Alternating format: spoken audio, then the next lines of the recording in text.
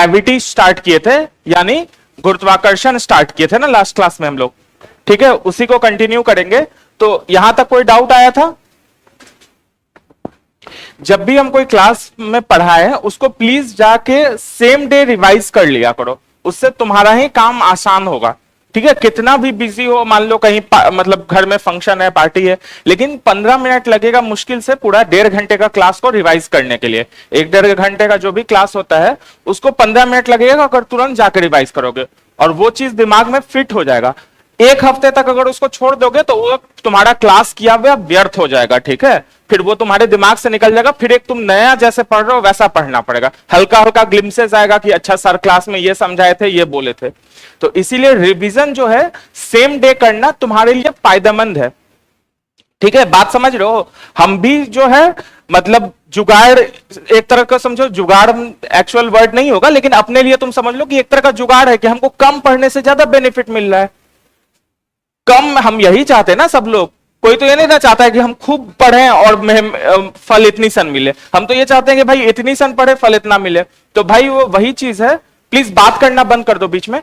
ये वही चीज है कि अगर तुम सेम डे अगर रिवाइज करोगे तो तुमको कम समय में वो हो जाएगा ना, तुम्हारा ही फायदा का बात कर लें, बाकी तुम्हारी मर्जी। ठीक है, चलो सबसे पहले हम लोग स्टार्ट किए थे कि मोशन ऑफ प्लैनेट की सब एलिप्टिकल ऑर्बिट में घूमता है। ठीक है, कोई भी प्लैनेट जो होता है वो सूर्य के चारों ओर जो होता है वो एलिप्टिकल ऑर्बिट में घूमता है। ठीक है, उसके बाद हम लोग केपलर का 3 नियम देखे थे। एलिप्टिकल मतलब दीर्घवृत्ताकार, हिंदी में दीर्घवृत्ताकार। केपलर का 3 नियम देखे थे, यही कि पहला नियम यह था कि सारे जो प्लैनेट है वो दीर्घवृत्ताकार कक्षा में घूमता है और सूर्य किसी दोनों फोकस में से किसी एक फोकस पे होता है। दूसरा नियम देखे थे कि अगर सूरज से जो रेखा हम बनाए उसके कक्षा पे, मतलब जो सन से ऑर्बिट पे जो लाइन बनाए, रेडियस वेक्टर खींचे, वो इक्वल टाइम में इक्वल एरिया स्वीप करेगा। ठीक है, तीसरा नियम देखे थे कि हम लोग का जो सेमी मेजर एक्सिस है उसका एक्चुअल टाइम पीरियड जो है, मतलब एक राउंड, एक बार में कितना टाइम लगता है उसको टाइम पीरियड हम लोग बोलते हैं। कि एक बार में जब प्लैनेट पूरा चारों बगल सूर्य को मूव कर जाता है तो उसको टी बोलते हैं। तो टाइम पीरियड का स्क्वायर जो होता है वो डायरेक्टली प्रोपोर्शनल होता है सेमी मेजर एक्सिस के। ऐसे करके एक ये मेजर एक्सिस हो गया, ये माइनर हो गया, दिख नहीं रहा है, ये इक्वल इक्वल हम बनाने का कोशिश कर रहे थे। तो ये जो पोर्शन है इसका क्यूब जो होता है वो टाइम पीरियड के स्क्वायर के डायरेक्टली प्रोपोर्शनल होता है। ये केपलर का 3 लॉ हो गया। ठीक है, उसके बाद हम आ गए भाई अपने न्यूटन्स लॉ पे। न्यूटन्स लॉ ऑफ ग्रेविटेशन से फाइनली हम लोग का जो फॉर्मूला बना था वो F is directly proportional to m1 m2 divided by r square. F is equal to g m1 m2 divided by r square, जहां की m1 m2 दोनों का द्रव्यमान है, मतलब दो बॉडी। न्यूटन का लॉ यही कह रहा था कि कोई भी दो वस्तु, दो पिंड आपस में एक दूसरे को गुरुत्वाकर्षण फोर्स से खींचता है, गुरुत्वाकर्षण बल से जो है एक दूसरे को खींचता है। वो बल को अगर F बोले तो वो बल जो है डायरेक्टली प्रोपोर्शनल होता है दोनों के द्रव्यमान के मल्टीप्लीकेशन से, और इनवर्सली प्रोपोर्शनल होता है उनके डिस्टेंस, उनके दूरी के स्क्वायर से। तो ये फॉर्मूला आ गया था। इसको जब ये हटाए तो इसको G, कैपिटल G आ गया, जिसको हम लोग ग्रेविटेशनल कांस्टेंट बोल रहे हैं, जिसका हम वैल्यू बताए थे कितना, 6.67 इंटू 10⁻⁻11 न्यूटन मीटर स्क्वायर पर किलोग्राम स्क्वायर। अगर वैल्यू मतलब यूनिट याद नहीं भी रहे तो फॉर्मूला से तुम निकाल सकते हो। G is equal to f r square divided by m1 m2, यहां से तुम फॉर्मूला से वो निकाल सकते हो, है ना। उसके बाद नेक्स्ट हम लोग क्या पढ़े थे, स्मॉल g, मतलब हम लोग को जो है जैसे दो बॉडी एक दूसरे को आकर्षित करता है गुरुत्वाकर्षण से, वैसे ही पृथ्वी हमको भी तो वो करता है गुरुत्वाकर्षण से, जिसके कारण हम लोग यहां पे हैं। ठीक है, और ये जो करता है इसी के कारण एक त्वरण उत्पन्न होता है जिसको हम लोग स्मॉल g बोले थे। ठीक है, स्मॉल g त्वरण हम लोग को उत्पन्न होता है। फिर से हम लोग फॉर्मूला वही लगाए थे, लेकिन यहां पे अपना मास या जो भी वस्तु का मास है पृथ्वी के सामने उसको क्या माने थे, नेग्लेक्ट कर दिया था, उसका नेग्लिजिबल माने थे, पहला चीज। और दूसरा चीज डिस्टेंस जो होता है वो सेंटर ऑफ पृथ्वी से लेके मेरे सेंटर तक होना चाहिए, लेकिन मेरा सेंटर तक और पृथ्वी के सतह तक दोनों में कोई बहुत डिफरेंस नहीं है, इसलिए उस डिस्टेंस को हम पृथ्वी का क्या मान लिए थे, रेडियस यानी त्रिज्या मान लिए थे। ये लास्ट क्लास में किए थे ना, सब ऐसे घूर रहे हो कि क्या बोल रहे हैं, ये याद है ना ये सबको। ठीक है, तो इससे फॉर्मूला क्या बना था, G is equal to G m e divided by r e square था ना। ठीक है, तो ये फॉर्मूला था, यहां तक हम लोग करवाए थे। इसमें कुछ क्वेश्चंस करवाएंगे, रुको।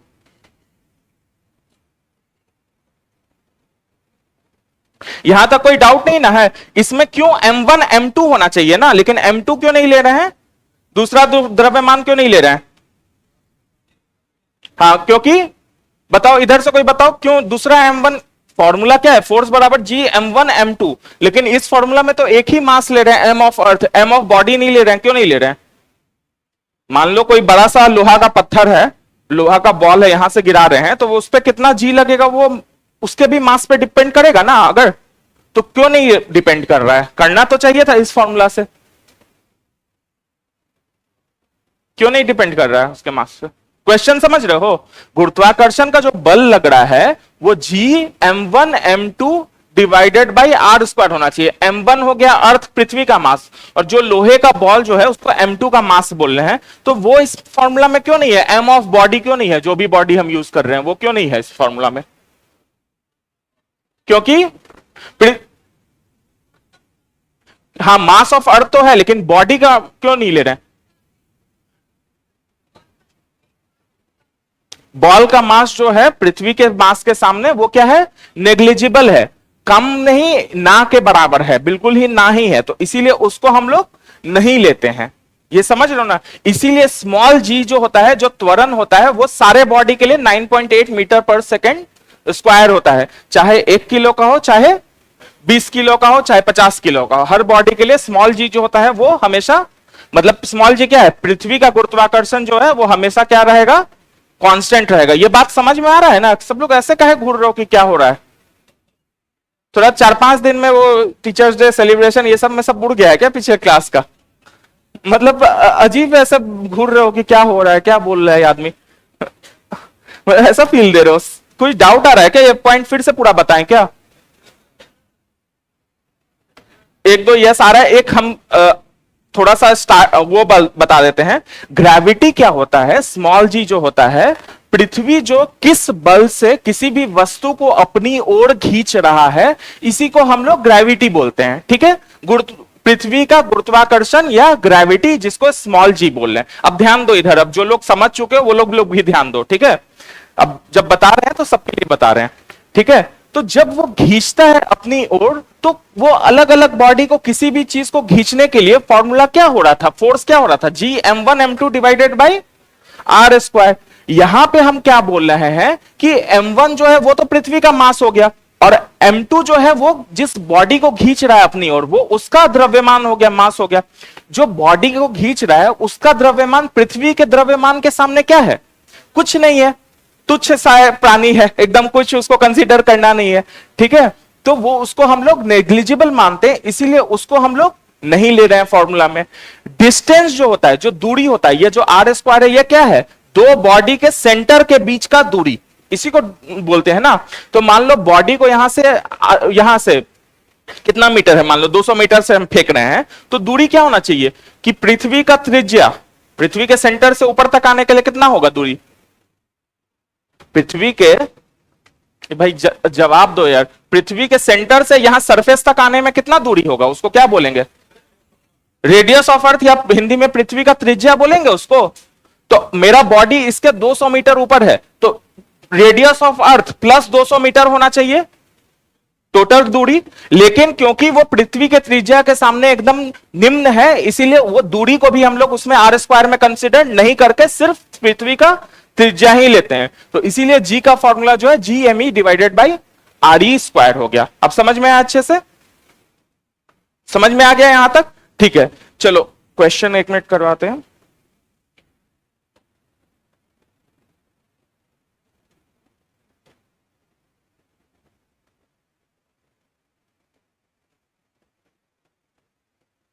यदि पृथ्वी से, क्वेश्चन लिखो, यदि पृथ्वी और सूर्य की दूरी,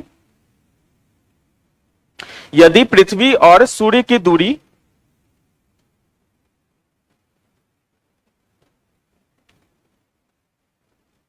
जो है, यदि पृथ्वी और सूर्य की दूरी जो है उसके स्थान पर दोगुनी होती है, उसके स्थान पर दोगुनी होती है, कॉमा, तो सूर्य द्वारा पृथ्वी पर, तो सूर्य द्वारा पृथ्वी पर गुरुत्वाकर्षण बल जो पड़ता है वह, ठीक है, एक आंसर आया 1/4, और क्या होगा, दुगुना होगा, चार गुना होगा, आधा गुना होगा, 1/4 गुना होगा, चार ऑप्शन है। वो कितना होगा, कितना गुना होगा वो, क्वेश्चन समझ रहे हो? पृथ्वी और सूरज की दूरी जो है, अभी जितना दूरी है अर्थ और सन के बीच जितना दूरी है, मान लो थोड़ा ज्यादा क्लोज बन गया, ये अर्थ है, ये सन है मान लो, ठीक है, और ये अर्थ है, ठीक है, इसके चारों बगल घूम रहा है, तो अभी जो दूरी है मान लो उसका दुगुना हो जाए दूरी, ठीक है, तो पूछ रहा है तो गुरुत्वाकर्षण बल कितना गुना होगा सूर्य और पृथ्वी के बीच?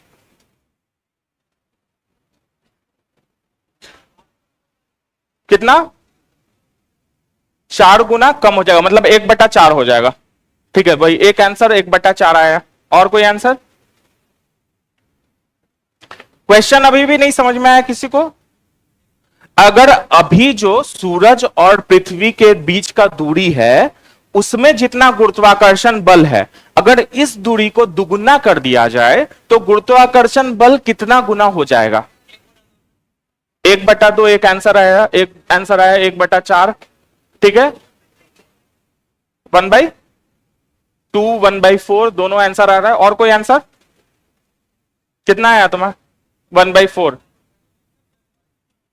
ठीक है, और कोई दुगुना या चार गुना भी आ रहा है किसी का? 1/4, ठीक है, चलो, तो 1/4 ही आंसर सही है। क्या करना है, सिंपल है ना क्वेश्चन, फॉर एफ जो बोल रहा है कि गुरुत्वाकर्षण बल कितना गुना होगा, तो पहले बल का फॉर्मूला लिख लेते हैं, यही पूछा है ना गुरुत्वाकर्षण बल, तो भाई बल का फॉर्मूला लिखेंगे, उसी से हमको समझ में आएगा ना, G m1 m2 divided by r²। m1 उतना ही है, मास बढ़ाने बोल रहा है, द्रव्यमान बढ़ाने बोल रहा है क्वेश्चन में, उतना ही है। m2 जो है वो उतना ही है। g चेंज हो सकता है, कैपिटल G, ये कांस्टेंट है तुम्हारा। क्या बदल रहा है? r है, r जो है वो क्या हो जा रहा है? दुगुना हो जा रहा है, दुगुना हो जा रहा है मतलब 2² मतलब 1/4, तो इसीलिए जो नया गुरुत्वाकर्षण होगा वो उसके 1/4 होगा। बात समझ में आ रहा है?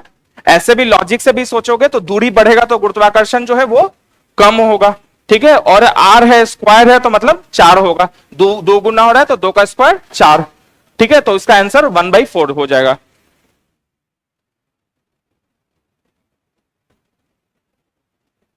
इसको पूरा हम लिखे क्या, F1 इज इक्वल टू, ये इसको सॉल्व करने का तरीका है, समझ गए हो ना सब लोग, Gm1m2 by r², F2 is equal to Gm1m2 by r² का 2r², ऐसे करके करना है, तो 4r हो जाएगा, दोनों को काटेंगे तो G1 इज मतलब F1 और F2 का रिलेशन आ जाएगा 1/4, ठीक है।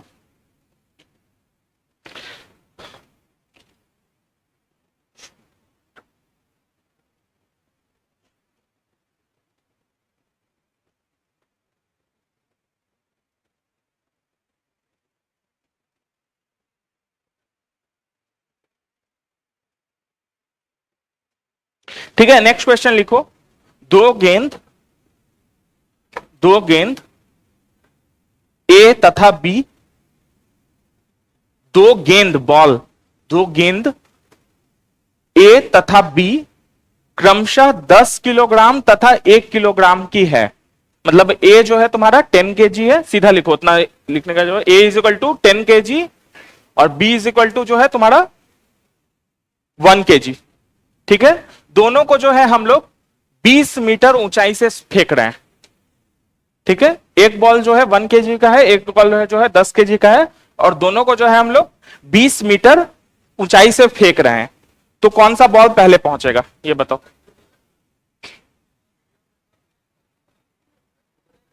हाँ, वैक्यूम है, जब कुछ नहीं दिया हुआ है इसका मतलब एयर नहीं है, ठीक है, ठीक है, एक आंसर आया इक्वल टाइम, और बताओ? एक साथ पहुंचेगा। और कोई आंसर? ठीक है, ये क्वेश्चन आया हुआ क्वेश्चन है। देखो ऐसे ही तुमको कंफ्यूज किया जाता है, ये क्वेश्चन सबको पता होगा लेकिन हम तुमको समझाने के लिए इसीलिए किए हैं कि एग्जाम में तुमको कैसे कंफ्यूज होते हैं। एग्जाम के हड़बड़ी में क्या होगा कि भाई इतना सारा पहले तो नंबर देख के माथा खराब होता है, सबका होता होगा ना कि एग्जाम में ज्यादा नंबर देखते हैं, इतना बड़ा क्वेश्चन देखते हैं तो आधा तो माथा वहीं पे खराब हो जाता है कि भाई अब इसको कौन पढ़े, जितना देर में नीचे तक पढ़ेंगे उतना देर में ऊपर का भूल जाएंगे।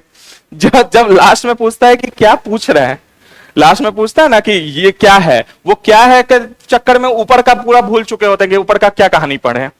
ऐसा सबके साथ होता है। कुछ नहीं, ये क्वेश्चन कंफ्यूज करने के लिए तुमको दिया है कि 10 केजी है, 1 केजी है, 20 मीटर है, इतना सब दिया है। लेकिन वैक्यूम में है तो जी जो है वो कितना होगा, दोनों के लिए सेम होगा।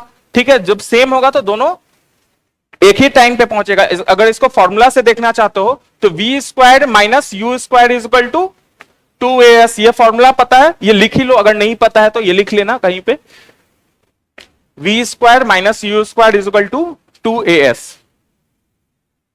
ठीक है, यहां पे v क्या होता है, फाइनल वेलोसिटी यानी अंतिम वेग। हम पहले भी बताए हैं जब भी स्मॉल u होगा तो वो क्या होगा, इनिशियल वेलोसिटी यानी प्रारंभिक वेग।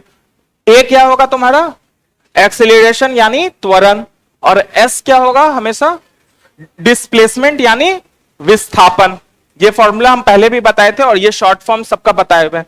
अब यहां पे क्या है, मान लो फाइनल वेलोसिटी पूछ रहा है, ठीक है, वी स्क्वायर पूछ रहा है। मान लो v1 के केस में एक केस उठा लेते हैं 10 केजी वाले बॉल का, v1 जो है उसका v1 स्क्वायर उसको मान लिए, माइनस स्टार्टिंग वेग कितना है उसका 0, रुके हुए से खेल छोड़ रहे हैं ना तो उसका स्टार्टिंग वेग कितना हो जाएगा 0, 2 मीटर, कितना मीटर चलना है उसको 20 मीटर चलना है, s जो है 20 हो गया, और a कितना हो जाएगा, एक जो त्वरण है वो कितना के बराबर हो जाएगा, अगर फ्री फॉल में है तो g के बराबर हो जाएगा, और g क्या हो जाएगा 9.8।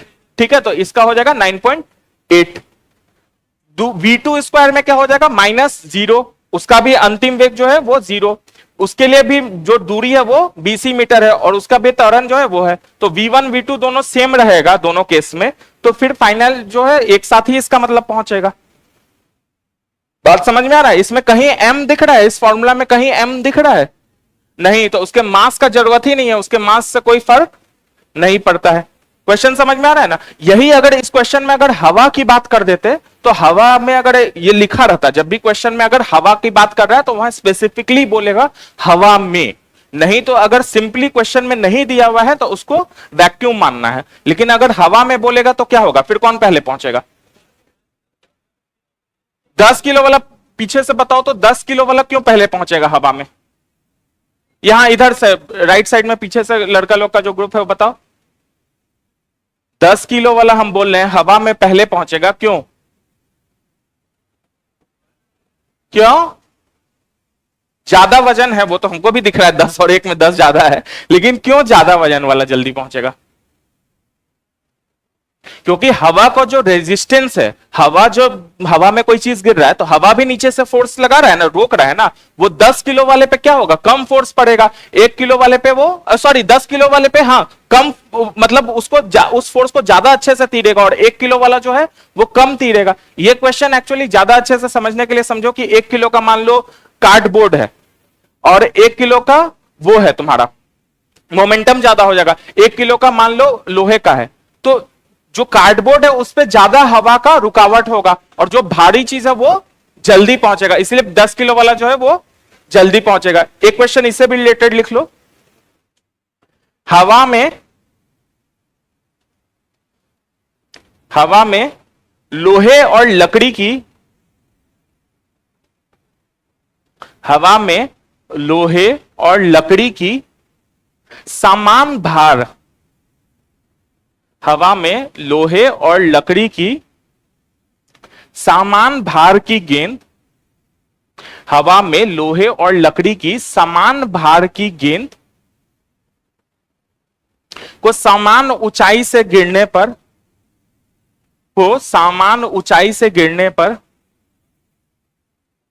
मतलब सेम वेट का, एक लोहे का है और एक लकड़ी का है, उसको दोनों को सेम हाइट से गिरा रहे हैं तो कौन जल्दी पहुंचेगा,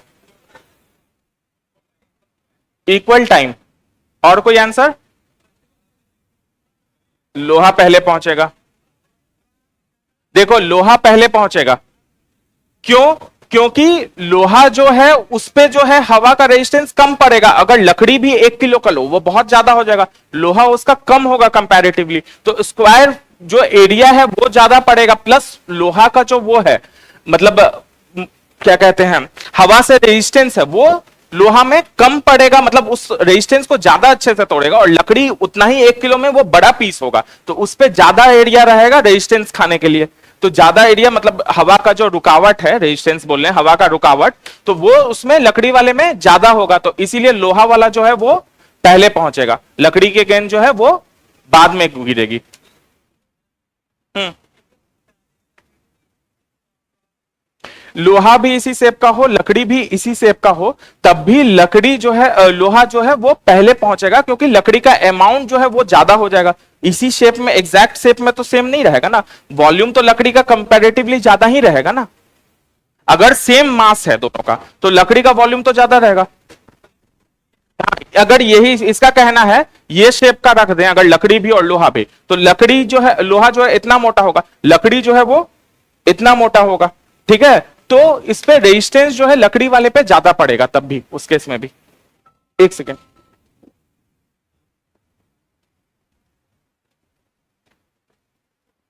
अच्छा, आपको घर मिल गया? एक बार कॉल बेल बजा दीजिएगा अंदर ऊपर जाके।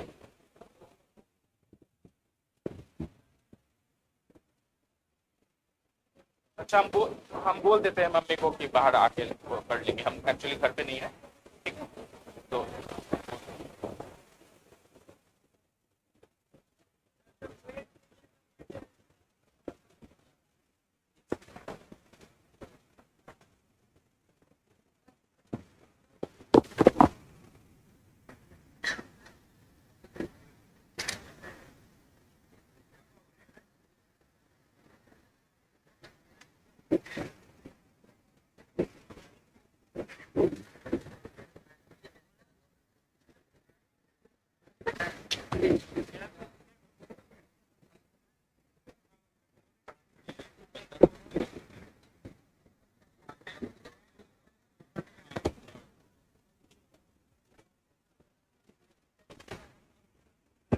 हाँ, हेलो। हाँ, तो क्या बोल रहे हो? देखो, ये बोल रहा है कि दोनों का मास सेम है, द्रव्यमान सेम है, तो सेम गिरना चाहिए, लेकिन दोनों का डेंसिटी जो है वो सेम नहीं है ना। मास बाई वॉल्यूम जो होता है वो दोनों का सेम नहीं है। ये जो सेम मास में जो है लकड़ी जो है वो क्या है, वो ज्यादा वॉल्यूम लेगा, और वो जो है लोहा जो है वो कम वॉल्यूम लेगा, ठीक है। तो इसीलिए जो ज्यादा वॉल्यूम ले रहा है, भले उसका कोई भी शेप हो, उसका उस पे जो एयर रेजिस्टेंस है वो ज्यादा पड़ेगा, और जो अगर कम वॉल्यूम ले रहा है तो उस पे एयर रेजिस्टेंस जो है वो कम पड़ेगा। तो हवा के केस में जो है लोहा पहले पहुंचेगा, लकड़ी बाद में पहुंचेगा। लेकिन अगर वैक्यूम के केस में है तो दोनों साथ पहुंचेगा। मोमेंटम सेम रहेगा, लेकिन डेंसिटी के कारण जो है वॉल्यूम ज्यादा रहेगा, इसके कारण। हाँ, डेंसिटी का लॉजिक है ना कि लकड़ी का डेंसिटी ऑब्वियसली कम है लोहा से, तो इसीलिए लकड़ी लोहा जो है वो पहले पहुंचेगा। यही है इसका मतलब, डाउट मत करो, ये हम प्रीवियस ईयर क्वेश्चन में भी देखे हैं कि यही इसका आंसर होता है, ठीक है। एक बार घर पे चेक कर लेना, तो कल फिर आओगे तो अगर कहीं तुमको ऐसा आंसर मिले कि नहीं दोनों साथ पहुंच रहा है, तो फिर बताना हमको। यही इसका आंसर यही है, डेंसिटी लॉजिक लगाओगे ना, सोचोगे डेंसिटी के हिसाब से तो सही रहेगा। हाँ बोलो। दोनों साथ में पहुंचेगा वैक्यूम में, हवा में गलत बोल रहा है। हम यहां पे तुम्हारा इसका, हम हाँ गूगल पे बहुत चीज गलत आता है ना, बहुत सारे वेबसाइट से। हम तुम्हारे एग्जाम यूपीपीसीएस के एग्जाम में ये आ चुका है ये क्वेश्चन, वहां से हम बोल रहे हैं। गूगल पे 90% चीज तुम्हारा गलत, सही और गलत हर चीज का तुम ऐसे सर्च करोगे कि साथ पहुंचता है तो वो साथ वाला ऑप्शन सेलेक्ट करके देगा, अलग अलग पहुंचता है तो अलग अलग वाला ऑप्शन सेलेक्ट कर देगा। गूगल का एल्गो वैसे ही वर्क करता है जैसे तुम सर्च करते हो। इसको बनाएंगे मतलब यही, इसमें डेंसिटी वाला लॉजिक आ रहा है, ठीक है। इसको बनाने एयर रेजिस्टेंस वाला और डेंसिटी वाला लॉजिक आ रहा है, ठीक है। इस क्वेश्चन को एक बार हम फिर से और क्लियरली एक बार तुम लोग भी अच्छे से देख के आना, लेकिन हम ये यूपीपीसीएस का क्वेश्चन से हम बता रहे हैं, ये प्रीवियस ईयर आया हुआ और ये आंसर की में माने हुआ है, तभी हम बता रहे हैं। और एक आध क्वेश्चन होगा तो हम इसका और लेके आ जाएंगे पिछली बार। आयरन पहले पहुंचेगा ना, वही हम बोले ना, तुम प्रीवियस ईयर क्वेश्चन में सर्च करो ना, वो मिल जाएगा। ठीक है, चलो आगे आ जाओ। उस क्वेश्चन, एक क्वेश्चन के लिए फिर हम लोग एक बार फिर से इस क्वेश्चन को रिविजिट कर लेंगे नेक्स्ट क्लास में। नेक्स्ट लिखो, नेक्स्ट क्वेश्चन।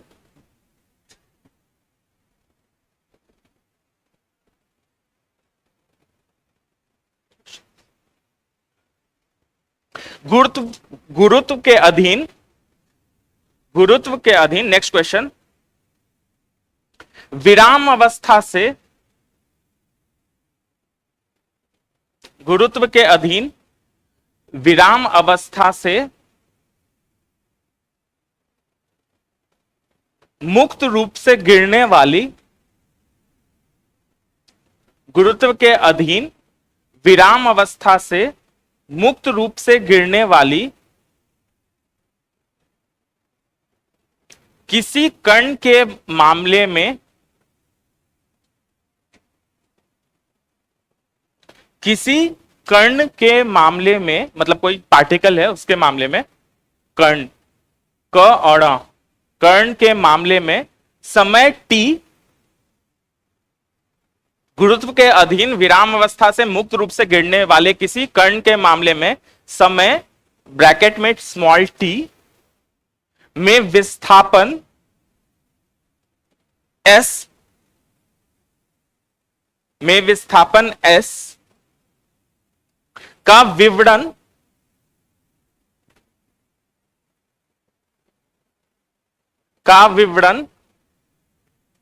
किसमें सही है, का विवरण किसमें सही है।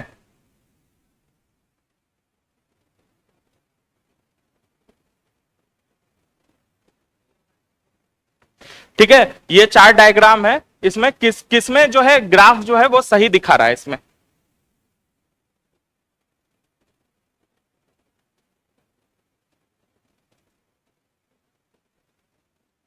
ये ए हो गया, ये बी हो गया, ये सी हो गया, ये डी हो गया। क्वेश्चन क्या बोल रहे हैं कि, एक बार क्वेश्चन फिर से समझाने दो। कोई एक पार्टिकल है, इसको हम फ्री फॉल में छोड़ दिए, ठीक है, ये जैसे ये पेन है, इसको हम यहां से छोड़ दिए अपने से गिरने के लिए, तो ये यहां से लेकर नीचे तक जो गिरा, इसमें एस यानी विस्थापन और समय का ग्राफ जो है वो कैसे बनेगा। अच्छा, बी आराम से करो, चिल्लाओ मत, एक एक करके। ए कितने लोग बोल रहे हो?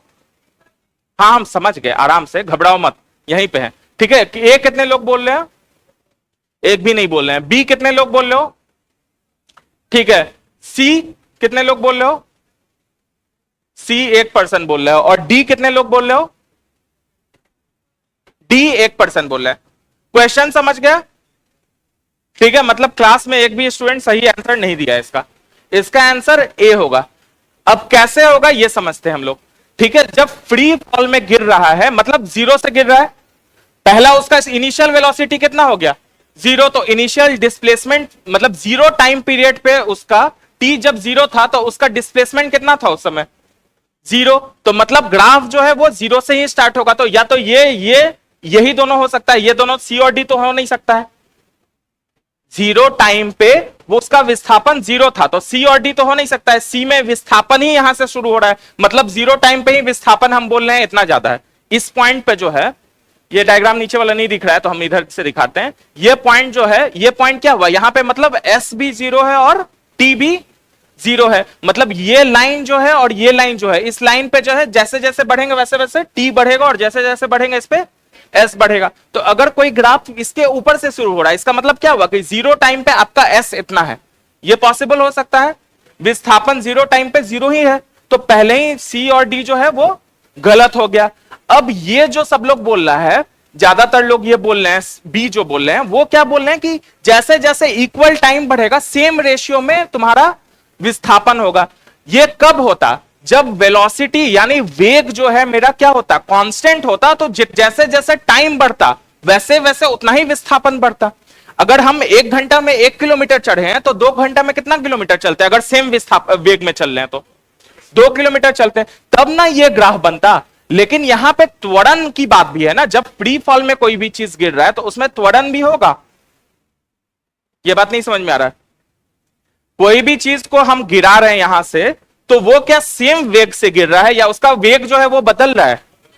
उसका वेग बदल रहा है। उसका वेग बदलने का जो रेट होता है उसको हम लोग एक्सेलरेशन यानी त्वरण बोलते हैं, जो कि अगर हम इसको फ्री में ऐसे ही मतलब फ्री फॉल छोड़ दिए तो उसका त्वरण कितना होगा उस पर? जी के बराबर होगा, जो कि 9.8 मीटर पर सेकेंड स्क्वायर के बराबर होगा। तो क्योंकि अगर किसी चीज में त्वरण है तो उसका जो डिस्प्लेसमेंट है पहले शुरू में जो है डिस्प्लेसमेंट कम रहेगा, और जैसे जैसे टाइम बढ़ेगा वैसे वैसे उसका डिस्प्लेसमेंट बढ़ते जाएगा। इसको एक फॉर्मूला से भी दिखा रहे हैं। एक तीसरा फॉर्मूला लिखो, दो फॉर्मूला नहीं, दूसरा फॉर्मूला लिखवा रहे हैं ना अभी, s equal to u t plus half a t square. इस फॉर्मूला को लगाते हैं, इससे ये क्लियर हो जाएगा ये डायग्राम। एस जो है ये निकालना है डिस्प्लेसमेंट, यू क्या है इनिशियल वेलोसिटी क्या है यहां पे 0, हाफ ए क्या है यहां पे 9.8 मतलब जी, उसको जी ले सकते हैं, ठीक है। और ये है जो है टी स्क्वायर, मतलब ये क्या हो गया s equal to g t square. ये फॉर्मूला जो है ये स्ट्रेट लाइन का है। स्ट्रेट लाइन का फॉर्मूला क्या होता है? y is equal to M x plus c form में होता है ना। मैथ्स में हम लोग पढ़े ना, जब भी स्ट्रेट लाइन का जो फॉर्मूला होता है वह y is equal to M x plus c form में होता है। लेकिन ये क्योंकि स्क्वायर फॉर्मूला में है, ये इसका मतलब क्या है? पैराबोलिक का कुछ पैराबोलिक फॉर्मूला है ये, है ना। पैराबोला का फॉर्मूला होता है ना ये, जब भी एक साइड स्क्वायर नहीं है और दूसरे साइड स्क्वायर है, मतलब ये पैराबोला का फॉर्मूला है। तो इसीलिए ये ग्राफ जो है ये वाला होगा। इस लॉजिक से भी समझ सकते हो, ये फॉर्मूला लिख लेना, s equal to u t plus half a t square. ये सेकेंड फॉर्मूला हो गया हम लोग का मोशन का। तीनों फॉर्मूला हम लोग लिखवाएंगे, हम बोले थे ना तीनों फॉर्मूला का इस चैप्टर में हम कहीं ना कहीं करवाएंगे, और तीनों फॉर्मूला तुम लोग एक जगह फिर तीनों फॉर्मूला को लिख लेना। B square minus u square is equal to a s, दूसरा हो गया s equal to u t plus half a t square. ठीक है, ये क्वेश्चन समझ में आया, ये फॉर्मूला लिख लिया, समझ गए। S equal to g t square मेरा निकल रहा है, मतलब जो विस्थापन और समय का जो रिलेशन है, एक साइड स्क्वायर है और एक साइड स्क्वायर नहीं है, मतलब ये स्ट्रेट लाइन का रिलेशन नहीं है। स्ट्रेट लाइन होता तो क्या होता है? S is equal to M x plus M T plus C के फॉर्म में होता। ये फॉर्मूला सब लोग पढ़े हो ना क्लास 10th में, अभी भी मैथ्स में पढ़े होगा ना। y is equal to M x plus C होता है स्ट्रेट लाइन का फॉर्मूला। मतलब अगर यहां पे इस फॉर्मूला रहता अगर s equal to M T plus C के फॉर्म में, तो तभी होता ना, m जहां की स्लोप होता है, t और x और y वेरिएबल होता है, और c जो है मेरा कांस्टेंट होता है। तो इस फॉर्म में तो हमको फॉर्मूला नहीं मिल रहा है, हमको फॉर्मूला मिल रहा है s equal to g t square, मतलब s और t का रिलेशन जो है वो पैराबोलिक होना चाहिए, तो इसीलिए भी ये होगा। और लॉजिक से भी अगर सोचोगे तो स्ट्रेट लाइन नहीं होगा। स्ट्रेट लाइन कब होता? बी कब होता? जब समान वेग से अगर चलते रहते, तो जैसे जैसे टाइम जितना ही बढ़ता उतना ही वेग बढ़ता। इसका क्या मतलब हुआ? मान लो ये, मान लो पकड़ लो 1 किलोमीटर इसको मान लो, और इसको मान लो 1 घंटा। तो ये जैसे ही ये इस पॉइंट पे है तो 1 किलोमीटर 1 घंटा इस पॉइंट पे, फिर जैसे ही इस पॉइंट पे आया तो वो 2 किलोमीटर 2 घंटा हो जाता।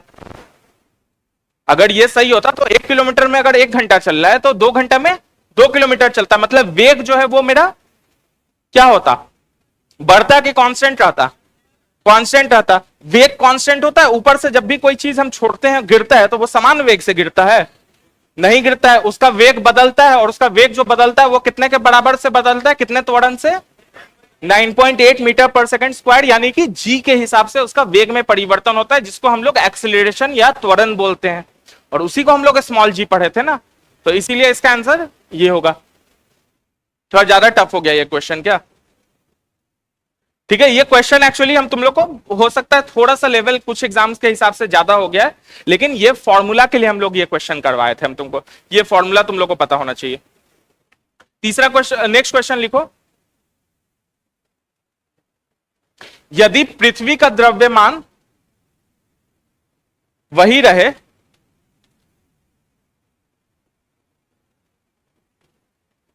यदि पृथ्वी का द्रव्यमान वही रहे और त्रिज्या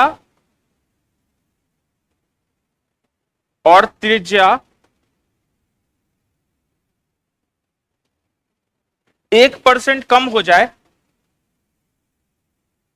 और त्रिज्या जो है वो 1% कम हो जाए,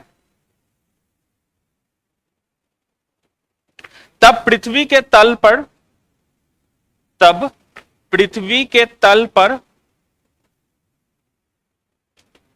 स्मॉल जी का मान, यदि पृथ्वी का द्रव्यमान वही रहे और त्रिज्या मतलब रेडियस 1% कम हो जाए, तब पृथ्वी के तल पर स्मॉल जी यानी ग्रेविटी, उसका मान क्या होगा, कितना गुना होगा, मतलब 0.5% बढ़ जाएगा या 0.5% कम जाएगा या 2% बढ़ जाएगा या 2% कम जाएगा? हाँ, कितना कमेगा?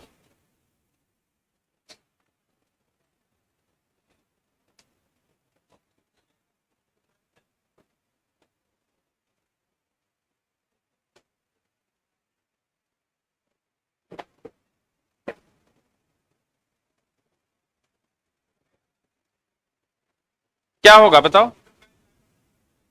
0.5% कम जाएगा। और कोई आंसर?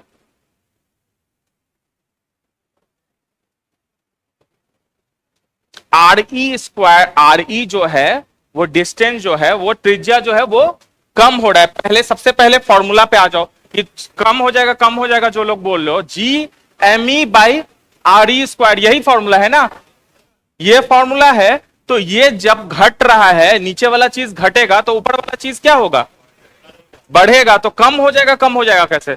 अगर त्रिज्या पृथ्वी का घट रहा है तो वो तो बढ़ना ही है जी। वेरी गुड, कौन आंसर दिया है? 2% बढ़ जाएगा। बहुत अच्छा। इसका, इसको जब तुम सॉल्व करोगे, इसको 1% त्रिज्या घटा के देखोगे, जब इसको मतलब आर ई जो है, आर ई वन जो है वो आर ई के कितना हो जाएगा, 1% कम है, मतलब 0.99 आर ई हो जाएगा, 99 ही हो जाएगा ना। और इसको जब स्क्वायर में करके आओगे तो इसका आंसर 2% हो जाएगा। तो इसका आंसर लिख लो, 2% कम हो जाएगा। इसको न्यूमेरिकल जो है घर पे जाके एक बार इस फॉर्मूला से सॉल्व कर लेना पूरा।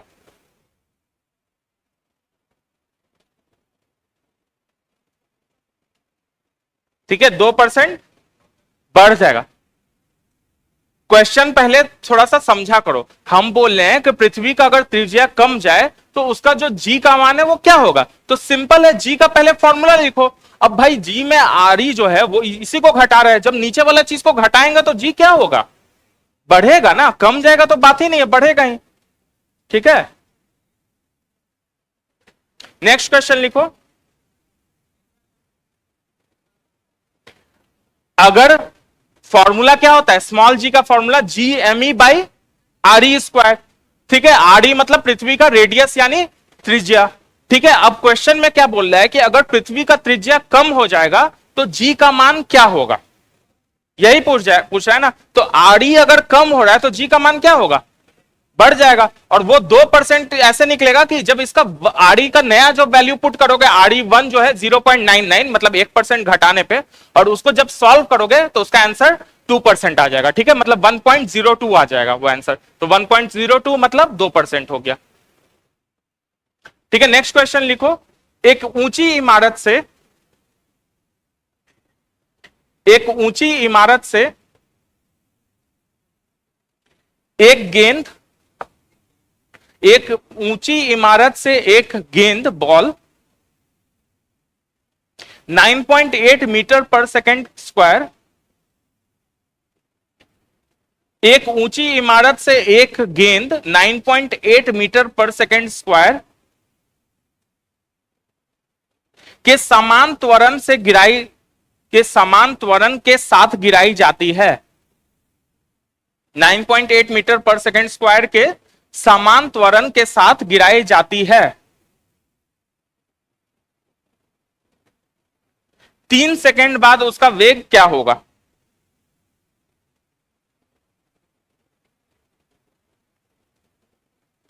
तीन सेकेंड बाद उसका वेग क्या होगा? कितना? 6G नहीं, और वैल्यू में बताना इसका आंसर एग्जैक्ट। यहां पे वैल्यू के टर्म्स में दिया हुआ है ना 9 पॉइंट, नहीं 58.8 नहीं, 29.4 नहीं, थोड़ा सा गड़बड़ी की हो। क्वेश्चन समझ रहे हो? एक गेंद को जो है हम 9.8 मीटर पर सेकंड स्क्वायर से गिरा रहे हैं, तो 3 सेकंड बाद उसका वेलोसिटी क्या होगा, उसका वेग क्या होगा? सिंपल।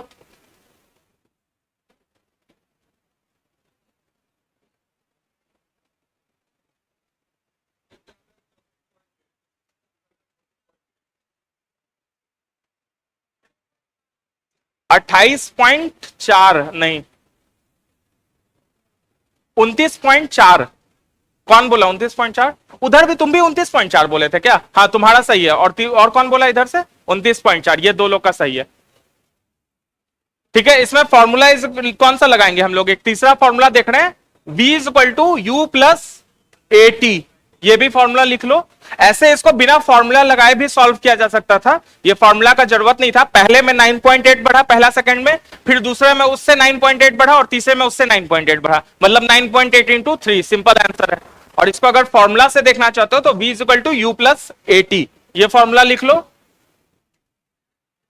तो इसमें क्या हो जाएगा, v पूछ ही रहा है, इनिशियल वेलोसिटी कितना है तुम्हारा, प्रारंभिक वेग कितना है 0, एक्सेलरेशन कितना बोल रहा है 9.8 बोल रहा है मीटर पर सेकेंड स्क्वायर, और टाइम कितना बोल रहा है 3 सेकेंड। सेकेंड स्क्वायर और सेकेंड कट गया, मतलब 9.8 इंटू 3 मीटर पर सेकेंड, तो ये आ जाएगा तुम्हारा 29.4 मीटर पर सेकेंड।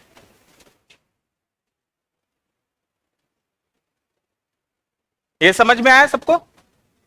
फॉर्मूला जो है v is equal to u plus a t है, ये फॉर्मूला नहीं बताए हुए थे तो ठीक है, कोई बात नहीं। ऐसे बिना फॉर्मूला के भी इसको सॉल्व कर सकते थे लॉजिक से, कि 9.8 का त्वरण है तो पहले सेकंड में वो 9.8 पहुंचा देगा, फिर दूसरे सेकंड में वो 9.8 से बढ़ा के फिर 9.8 पहुंचाएगा, और तीसरे सेकंड में फिर 9.8 बढ़ाएगा, मतलब 9.8 जो है वो 3 बार बढ़ेगा, वही वो एक हो जाएगा उसका 9.8 इंटू 3। और इसको अगर कोई कॉम्प्लिकेटेड क्वेश्चन हो उसको फॉर्मूला से करो।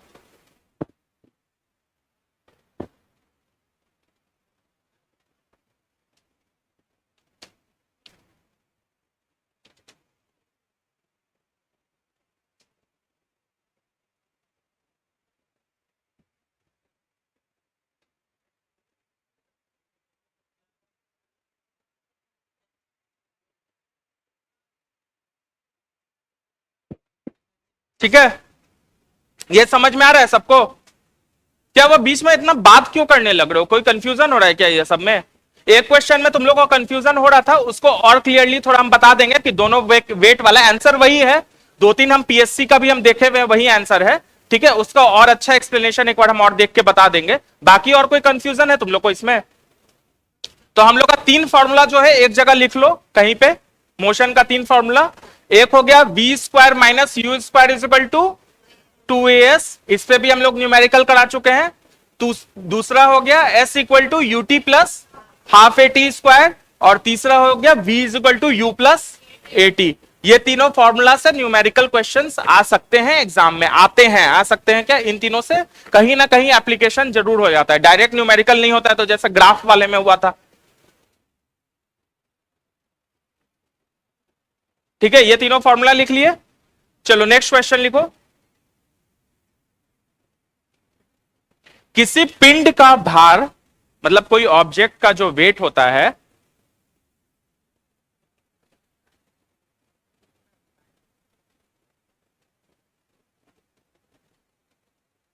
ठीक है, ऑप्शन सुन लो, लिखो मत। पहला है कि पृथ्वी पे, पूरे पृथ्वी पे एक समान होता है, सब जगह समान होता है किसी पिंड का भार। दूसरा ऑप्शन है कि ध्रुव यानी पोल्स पे ज्यादा होता है। तीसरा ऑप्शन है इक्वेटर यानी विषुवत रेखा पे ज्यादा होता है, या नन ऑफ दिस।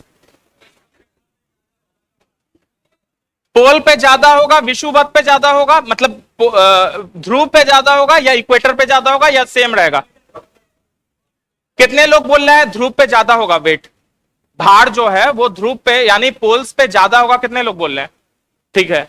और कितने लोग बोल रहे हैं इक्वेटर पे ज्यादा होगा यानी विषुवत रेखा पे ज्यादा होगा? और बाकी लोग? बात मत करो बीच में, क्वेश्चन नहीं समझ में आ रहा है तो बोलो। क्वेश्चन है कि कोई भी बॉडी का, मेरा पकड़ो ऐसे, हम अपना, मेरा वेट जो है, हम अगर इक्वेटर यानी विषुवत रेखा से हम लोग समझते हो, इक्वेटर ज्योग्राफी में पढ़े होगे ना, जो पृथ्वी के बीच में चारों बगल है, उस पे अगर खड़े हो जाए तो मेरा भार ज्यादा होगा पृथ्वी पे, या अगर हम पोल यानी ध्रुव पे हम खड़े हो जाए तो मेरा भार ज्यादा होगा, या पोल पे खड़ा हो या ध्रुव पे खड़ा हो या कहीं खड़ा हो, मेरा भार हर जगह सेम रहेगा। ये मेरा क्वेश्चन है, ठीक है। ए बी सी, पहला है पोल पे ज्यादा, दूसरा है तुम्हारा इक्वेटर पे ज्यादा, और तीसरा है सेम। तो कितने लोग बोल रहे हैं ध्रुव पे ज्यादा होगा? पहला ध्रुव पे ज्यादा, इतने लोग बोल रहे हैं। कितने लोग बोल रहे हैं इक्वेटर यानी विषुवत रेखा पे ज्यादा होगा भार?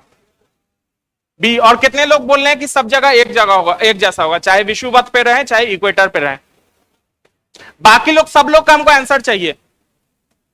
क्वेश्चन नहीं समझ में आ रहा इधर क्या हो रहा है, इस ग्रुप को क्वेश्चन नहीं समझ में आ रहा इतना दूर को, और इतना दूर इधर।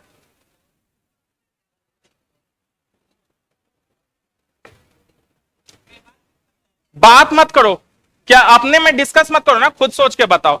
आपस में पीछे डिस्कस मत करो। हाँ समझ गए तुम्हारा आंसर, बाकी लोग का आंसर देख रहे हैं। क्या हो, ध्रुव पे होगा। देखो इसको क्या है, फॉर्मूला से देखना है। वेट जो है, भार का फॉर्मूला क्या होता है? भार का फॉर्मूला बताओ तो, यहां ब्लैक टी शर्ट बताओ क्या होगा weight? W is equal to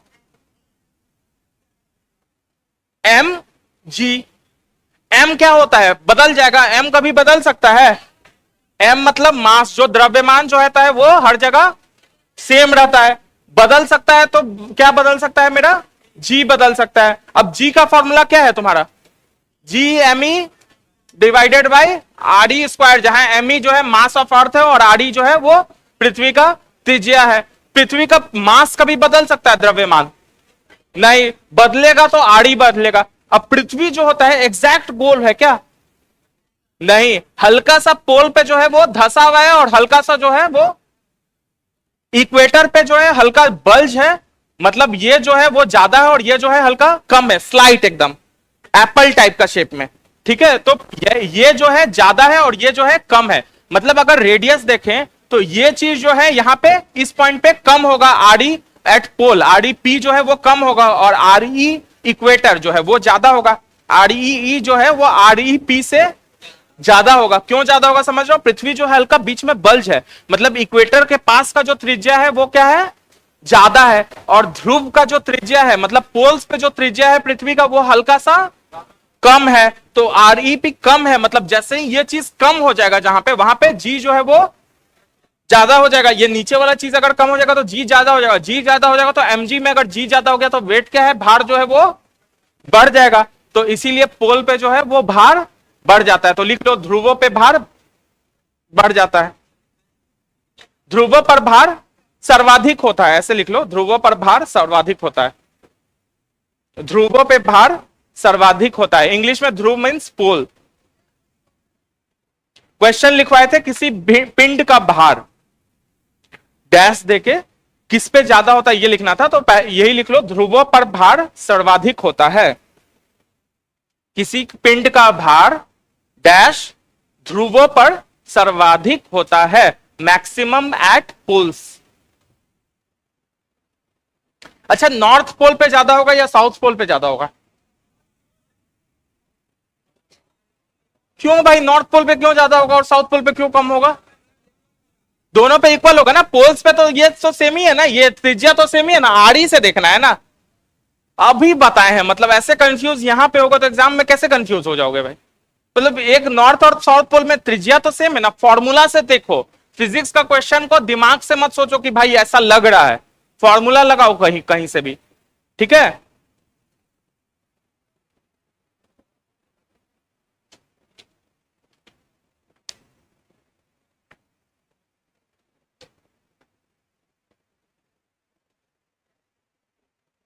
next question लिखो।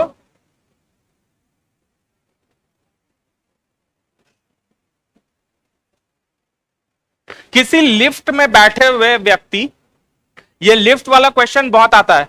किसी लिफ्ट में बैठे हुए व्यक्ति को अपना भार, किसी लिफ्ट में बैठे हुए व्यक्ति को अपना भार कब अधिक मालूम होगा? ठीक है, किसी लिफ्ट में बैठे हुए व्यक्ति को अपना भार कब अधिक मालूम होगा? ठीक है, ऊपर जाने पे कुछ लोग बोल रहे हैं, लेकिन उनका भी आंसर गलत हो सकता है। हर केस में ऊपर जाने पे भार अधिक होगा क्या?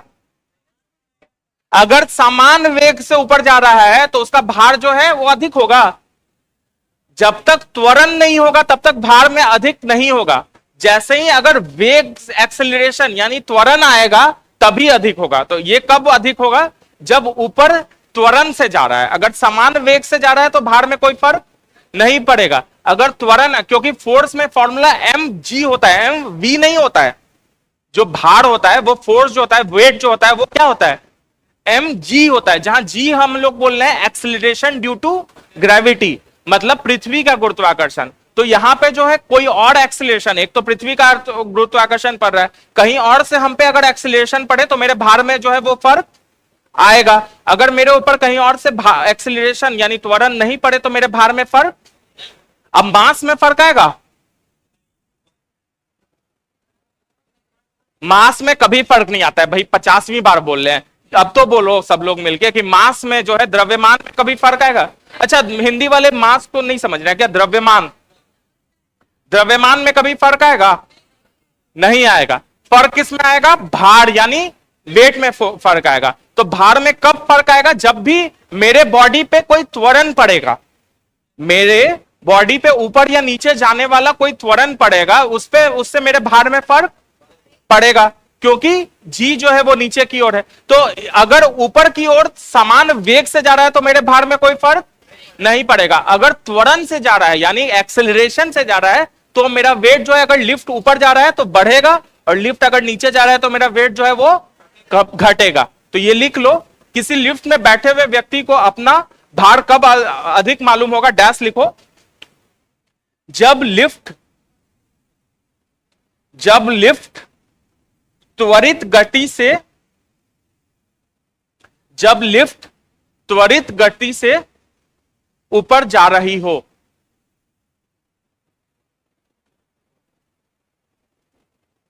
इसमें एक लाइन और लिख लो कि कल को 10 दिन बाद यह चीज भूल नहीं जाओ। अगर लिफ्ट समान वेग से ऊपर जा रही हो,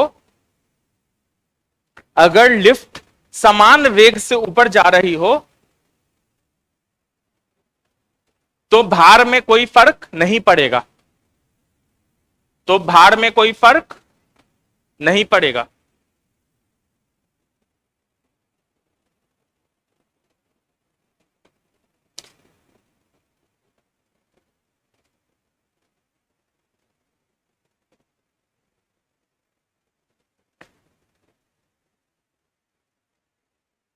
बात समझ में आ गया? और इसका जस्ट उल्टा होगा, अगर लिफ्ट जो है नीचे जा रहा होगा समान वेग से तो भार क्या होगा? घटेगा। देखो गलत कर दिया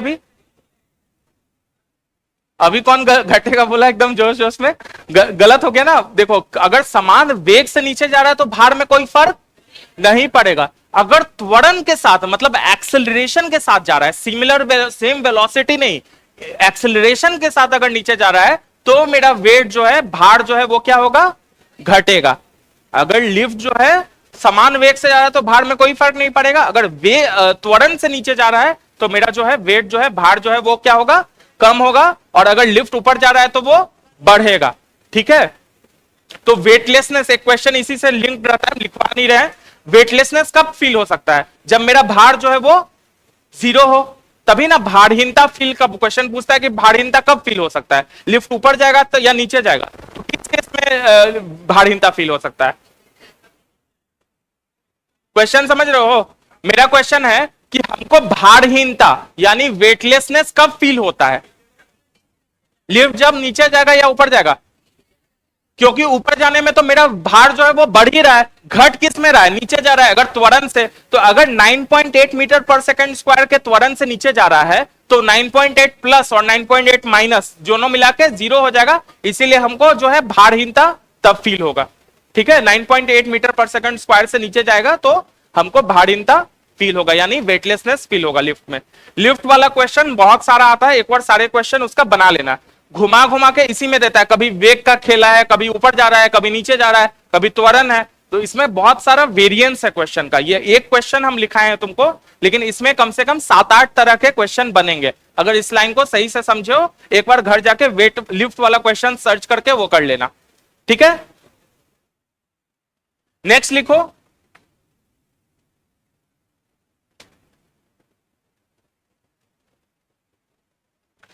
उपग्रह की कक्षीय चाल। नेक्स्ट हेडिंग है उपग्रह की कक्षीय चाल। हाँ, नेक्स्ट हेडिंग है उपग्रह की कक्षीय चाल।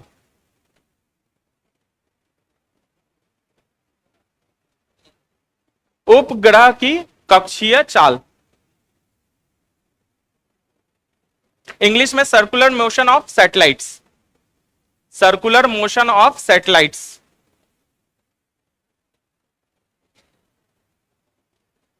ठीक है। तो सैटेलाइट क्या होता है, पहले जो भी पृथ्वी के क्या है, मान लो ये अर्थ है, तो अर्थ का सैटेलाइट क्या होगा? दो तरह का सैटेलाइट होता है। एक होता है नेचुरल, जो पहले से एग्जिस्ट कर रहा है, जो अर्थ का क्या है सैटेलाइट, चंद्रमा यानी मून है। सब लोग इधर ध्यान दो, क्या हुआ आंसर इतना कम क्यों आ रहा है? ये सब क्वेश्चन में भी अब नहीं आएगा आंसर, तो फिर कैसे काम चलेगा? अर्थ जो है पृथ्वी का नेचुरल उपग्रह क्या है? चंद्रमा यानी मून है, ठीक है। और आर्टिफिशियल उपग्रह भी कुछ होता है क्या? हम लोग जो भेजते हैं सैटेलाइट, जैसे तुम लोग पढ़े होगे, क्या IRNSS भेजे हम लोग, ठीक है। ABCDGH कितना सारा भेजे हुए हैं, उसके लिए हम लोग मैप के लिए, ठीक है। टेस्ला के कंपनी का नाम क्या है? वो स्पेस एक्स। स्पेस एक्स जो है वो बहुत 1000 सैटेलाइट भेज रहा है, ठीक है, ठीक है। उसके अलावा हर कंट्री जो होता है, नासा बहुत सैटेलाइट भेजा है। तो बेसिकली सैटेलाइट होता क्या है, उपग्रह क्या होता है, जो पृथ्वी के चारों बगल चक्कर लगाता है गोल, इसमें गोल कक्ष में पृथ्वी के चारों बगल जो चक्कर लगाता है, उसी को हम लोग क्या बोलते हैं? सैटेलाइट यानी उपग्रह। तो लिखो, लिखो जब, अच्छा ये बात पहले समझ लो, ये जब घूम रहा है तो इस पे जब भी कोई चीज सर्कुलर मोशन में घूमता है तो क्या उस पे कौन सा बल पड़ता है? सेंट्रीपिटल फोर्स यानी अभिकेंद्र बल पड़ता है। जब भी कोई चीज सर्कल में घूमता है, गोल में घूमता है, तो उस पे एक अंदर की ओर एक बल पड़ता है, जिसको हम लोग सेंट्रीपिटल फोर्स या हिंदी में अभिकेंद्र बल बोलते हैं। ये पता है सबको? ये इसके अंदर बल पड़ रहा है, ठीक है। वो अभिकेंद्र बल का कोई फॉर्मूला बता सकता है? किसी भी चीज पे अभिकेंद्र बल कितना पड़ता है?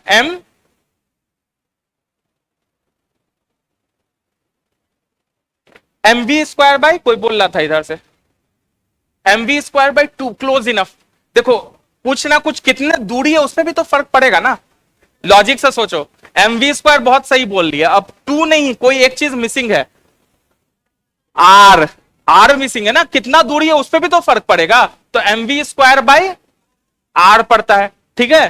कोई भी चीज जो घूमता है सर्कुलर मोशन में, उस पे जो सेंट्रीपिटल फोर्स यानी अभिकेंद्र बल जो पड़ता है, वो उसका वैल्यू होता है mv² बाई r, जहां की m जो हो गया इसका मास हो गया, v हो गया जिस वेग से ये घूम रहा है, और r इसका सेंटर, और जिसके चारों बगल घूम रहा है उसके सेंटर के बीच, उन दोनों के सेंटर ऑफ मास के बीच का दूरी, ठीक है, उसको हम लोग r बोलते हैं। जैसे m1 m2 r² में था ना,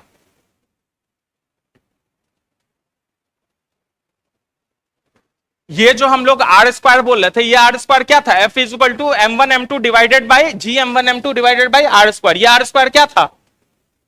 दोनों बॉडी के सेंटर के बीच का डिस्टेंस। वैसे ही यहां पे भी दोनों बॉडी के सेंटर के बीच का डिस्टेंस को ही स्मॉल r बोलते हैं, ठीक है। तो ये हो गया तुम्हारा इस पे सेंट्रीपिटल फोर्स जो पड़ रहा है। ये घूम क्यों रहा है? इस पे जो सेंट्रीपिटल फोर्स पड़ रहा है वो किसकी वजह से घूम रहा है? ये जो है इसी कक्षा में क्यों घूम रहा है, बाहर क्यों नहीं भाग जा रहा है? सेंट्रीपिटल फोर्स तो आ रहा है, लेकिन सेंट्रीपिटल फोर्स उस पर कौन खींच रहा है उसको? ग्रेविटी की वजह से। घूम रहा है तो उस पर सेंट्रीपिटल फोर्स लग रहा है अंदर की ओर, लेकिन वो सेंट्रीपिटल फोर्स कोई प्रोवाइड कर रहा होगा तब ना उस पर लग रहा होगा। जैसे या तो हम अपने से घूमे, मान लो हम अपना मोटरसाइकिल ले और हम घूमे, तो वो फोर्स हम अपने मोटरसाइकिल से प्रोवाइड कर रहे हैं, तो वैसे ही उस सैटेलाइट पे भी कोई फोर्स प्रोवाइड कर रहा होगा तब ना। उस पे तो इंजन चलता नहीं रहता है पूरे टाइम, एक बार घूमना शुरू हो गया तो घूमता रहता है। तो उस पे कौन प्रोवाइड कर रहा है उसको? जो घूमने की जो शक्ति है वो किससे मिल रही है? ग्रेविटी से मिल रही है। तो मतलब जो है ये जो इसका सेंट्रीपिटल फोर्स है mv² वो किसके बराबर होना चाहिए तुम्हारे? जी m1 m2 divided by r²। m1 में हम लिख सकते हैं कि मास ऑफ अर्थ, ठीक है, और दूसरा m2 जो हो गया तो वो तुम्हारा मास ऑफ बॉडी, मतलब m लिख दे, इसका मास जो है इसको m मान रहे हैं, तो GMEM डिवाइडेड बाई r²। और ये v जो है इसका ऑब्जेक्ट का v को v0 लिख रहे हैं, ठीक है। तो लिखो, अब लिखो, नहीं दोनों r सेम होगा, r कट जाएगा एक। r क्या है देखो, इस केस में r क्या है पहले ये बताओ? इसके सेंटर से इसके सेंटर का दूर, और गुरुत्वाकर्षण में यह r क्या होता है? वो भी सेम चीज होता है, इसके सेंटर से इसके सेंटर का दूरी। तो दोनों केस में r जो है वो क्या होगा? सेम होगा। आगे इसको फॉर्मूला और डिराइव होगा, अभी पहले लिखो। जब कोई उपग्रह पृथ्वी के चारों ओर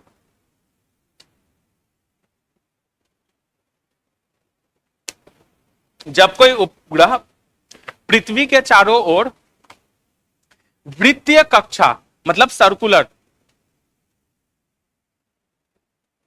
जब कोई उपग्रह पृथ्वी के चारों ओर वृत्तीय कक्षा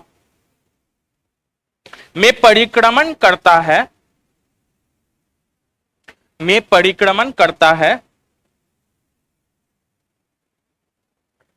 तो उस पर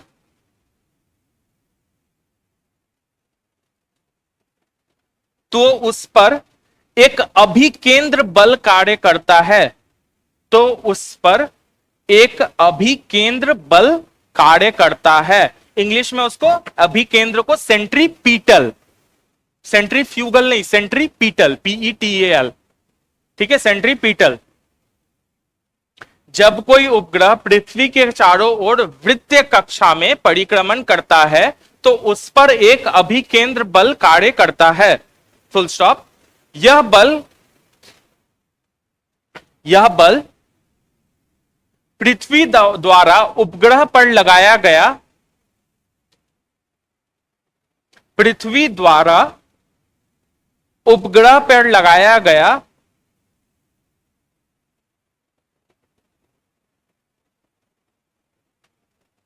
गुरुत्वाकर्षण बल होता है। गुरुत्वाकर्षण बल होता है।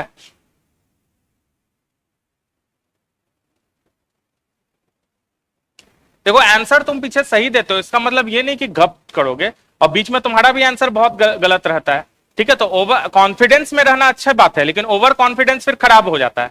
ऐसा बहुत हीरो देखे हैं जो मतलब ठीक है क्लास में हीरो बन के आंसर दे रहे हो, फिर टीचर का बात नहीं सुन रहे, बाकी टाइम गप कर रहे हैं, तो फिर हमको जो आ रहा है उतना ही आता रहेगा, फिर नया हम कुछ सीखे ही नहीं, तो फिर फायदा क्या हुआ आके।